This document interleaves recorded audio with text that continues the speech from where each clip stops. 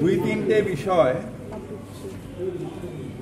একটা হচ্ছে যে এই শনিবার দিন, লাস্ট শনিবার আপনারা জানেন যে আমাদের ওখানে জল বন্ধ ছিল, কারণ আমাদের স্পেস মেট্রোর কাজটার জন্য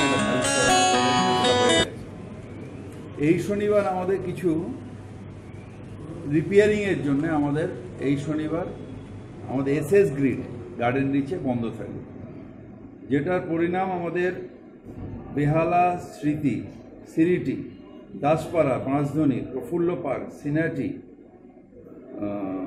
পণ্যশ্রী, গান্ধী ময়দান, মহেশতলা, এই পুস্টিং পাম্পিং স্টেশনগুলো এলাকায় জল যাবে না, থাকবে 6ই এপ্রিল। আবার 7ই এপ্রিল সকালবেলা জল যেরকম যায় সেরকম চলে যাবে।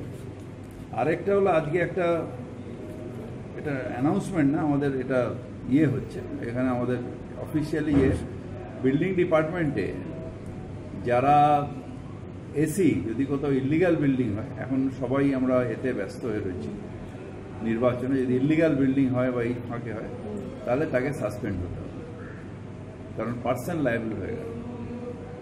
আমি ওখানকার এসি, যদি কোনো ইল্লিগাল বিল্ডিং আমাকে এফআইআর করতে হবে, সাথে সাথে সেখানে ডিজিকে জানাতে হবে এবং আইন অনুযায়ী ব্যবস্থা নিতে হবে।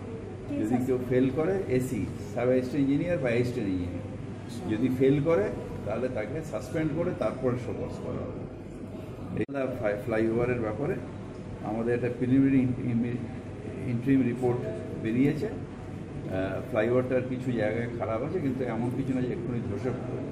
তাই যে প্রিকশনগুলো নেওয়ার কথা বলেছে বা আরও টেস্টের দরকার আছে, সেগুলো এক্সপার্ট কমিটি করছে। ফাইনাল রিপোর্ট আবার 2 মাস বাদে দেবে, তারপরে যেটা যেটা রিপেয়ার করার দরকার সেইভাবে সরকার সিদ্ধান্ত নেবে। এটার মধ্যে যেটা লিখেছে সেটা হচ্ছে এখনই এটা হবে না, আরও কিছু টেস্ট দরকার, ভেতরে কিছু এক্সরের দরকার আছে।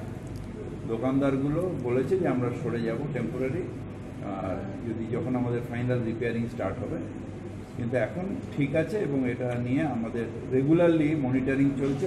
আর বিভিন্ন ডিপার্টমেন্ট তার যে এক্সপার্টগুলো দিয়ে তাদের ওই ফ্লাইওভারটার উপরে কী কী দরকার নেওয়া দেখছে। এটার সাথে আরও 9টা ফ্লাইওভারের উপরে তাই